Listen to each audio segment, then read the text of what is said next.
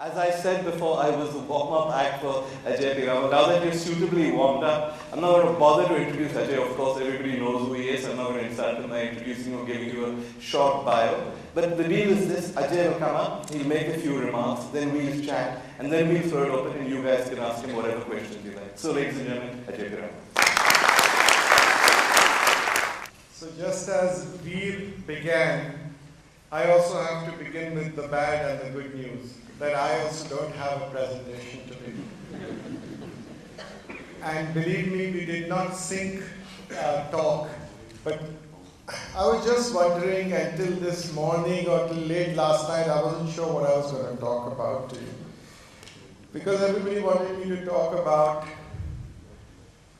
the printing industry and what is India's economic growth and prospects. And I said, this you can probably read about the Indian economy, and my love for economists is not very high because they always predict things after the event is over. And printing, I don't know much about. So what do I talk? And I thought that in some ways all of us are in the same boat when I understood that most of the people here today are entrepreneurs running their own businesses. That's what I have been. And therefore, I thought, let me just share with you some of the learnings that I have got over the last several years when I've met successful people, I've read and done some of it. So I'm going to share that with you. And when I'm sharing that with you, I read what happens in the newspapers every day. I read today that here is this chap who used to sell potatoes from Jaunpur in UP. Then he used to work in one of our plants. And today he is one of those guys who has got 4 or 5 houses, and he is a politician and so powerful and so on and so forth. And then you read about all that's happening in 2G, and that's what's happening in Commonwealth, and every day there's a new scandal. So is this the way we're going to be as a country? Is this what the liberalization has meant to India?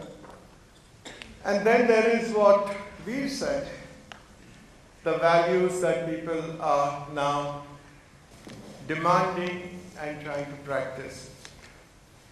So my talk today is really that values make economic sense as well. You can actually create values. You can create value by following value-based business. And it can be a source of competitive advantage to you as well. And what do I mean? So let me just share with you, and I'm not sharing anything that you have not heard before, read before, and I'm sure and you have also experienced all this.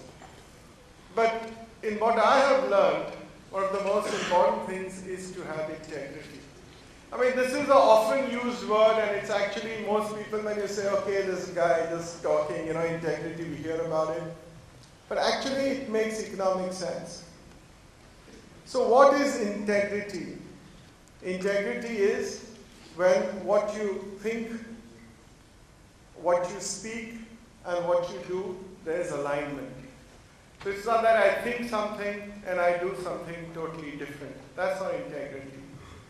And if we really practice integrity in our work life, then we develop this whole trust in us.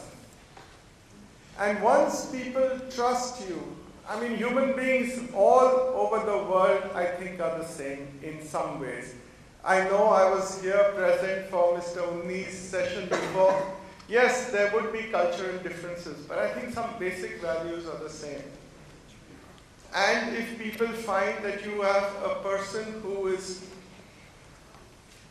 has integrity, there is a certain amount of trust.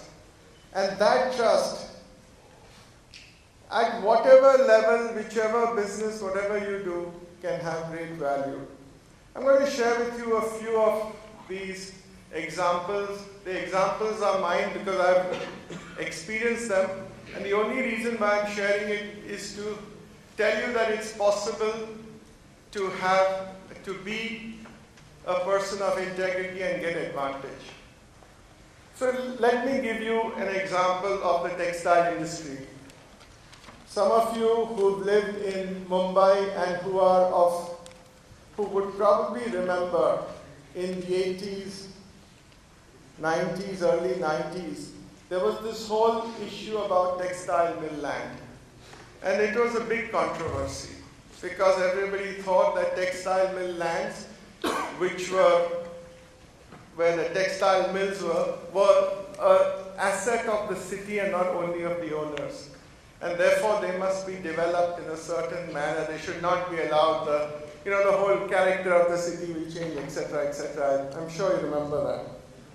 So it was at that time that we went to represent to the government to say that it made sense for all the stakeholders that the land should be developed. Stakeholders meaning workers, in terms of the city, in terms of the shareholders, in terms of the creditors.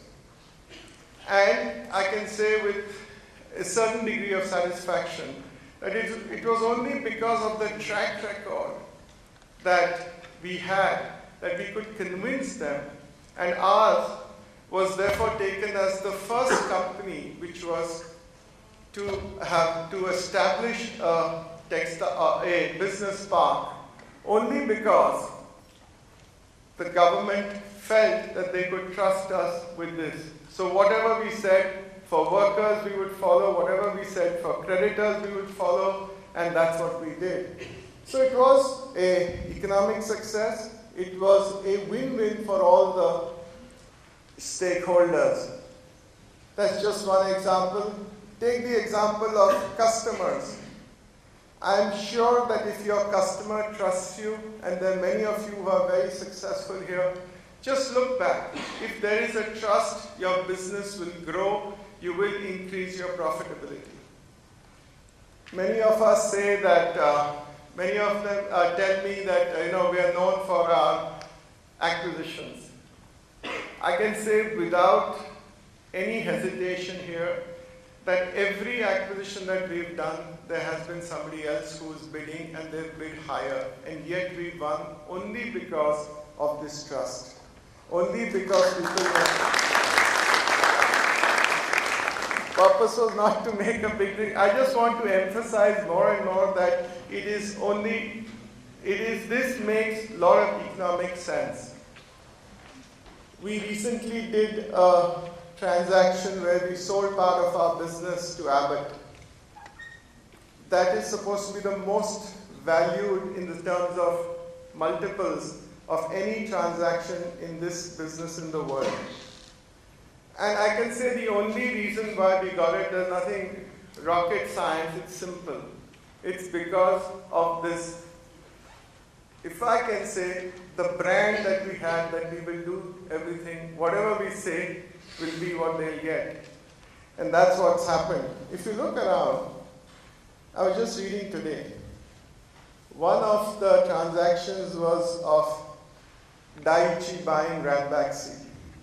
The loss that they've announced in this quarter is 2,500 crores in one quarter. Just shows that this is what most of the transactions in India have been, where people have, they think the foreigner, and very often he doesn't understand, I guess, and they put they put a nice story around it, but don't always follow up with reality. In the long run, this doesn't work. Let me assure you on that. So after coming to integrity, one of the other lessons that I've learned, and for especially many of you are from family businesses, and in family businesses, dynasty, as we calls it, very often the young are pushed in business early on, my only advice to you is that you should start making decisions early in your life. Make a habit of making decisions. I think that is a very, very important thing. I've seen that many of us, the elder ones, don't want to give up power because we know everything and we think that the young will make mistakes. But if we don't allow the young to make decisions on one side, and if the young don't take up decision making, let me tell you, it's almost like a habit. And you better get used to that if you're going to run your own business. Third, and I'm giving you very simple stuff which I think I've learned, is that we should keep things simple. You know, many of us who go to these fancy management schools and who read and who are in touch with a lot of advisors and all, one of the ways advisors like to impress you is by giving you a lot of jargon, a lot of spreadsheets, a lot of calculations, 100 pages on a decision to be made. I think it's important that we keep things simple, and really the challenge for everybody is to put things in a single sheet of paper. What is it that we want to decide? So don't get overawed. Very often I find that, people, when you meet these fancy investment bankers or if you meet consultants and all, one of the ways they try to impress all of us is by talking a lot about, very impressive stuff. But let's get to the essence. If you keep it simple, then all the decision making is easier and business is clearly understood.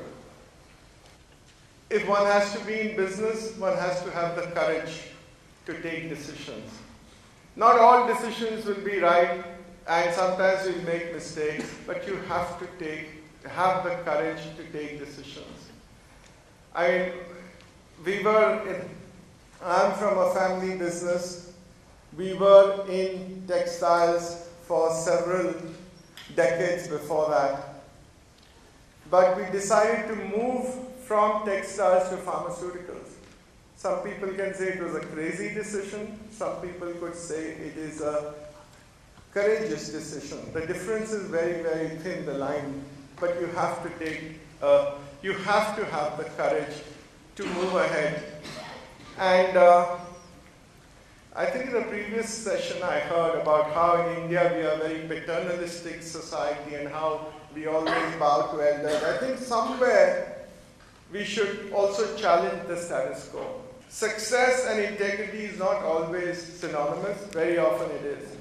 But to have people of high integrity to be your advisors, to be your associates, to somewhere be connected with you, I think is of great importance, because they help you keep on the straight path. I've seen so many people very highly successful. Somewhere down the road, you get into on the slippery slope. I take the classic case of Rajat Gupta. He's a good friend of mine, I have to say. He was the managing director of McKinsey, one of the most well-known Indians, advisor to presidents on UNESCO and on several boards. But something went wrong, and therefore he's now been prosecuted. So the difference also between going the straight line and the slippery slope is very, very thin. And that's why I think all of us can go towards that. We need to have some good people whom we can anchor around. I think it helps a lot. I do believe that, as Stephen Covey says, as it's said in the Gita, that humility is very important.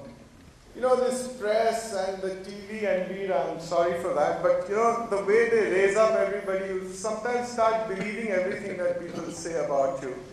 And it's not always true. It's better to be humble, because humility, I think, is important, because then it allows you to get genuine feedback from people. Otherwise, sometimes you're so, especially if you get success, you get so surrounded by only people who want to say the good things, and you start believing it, and therefore it becomes then difficult for people to take decisions. Finally, I think it's very important that we don't get too attached or too involved in the results for our action. It is very important for that. If you stay away sometimes, I think the quality of decision is much, much better. This is a lot of advice I've given you, but I found that useful in my life, and I thought I would share it with you. Thank you very much.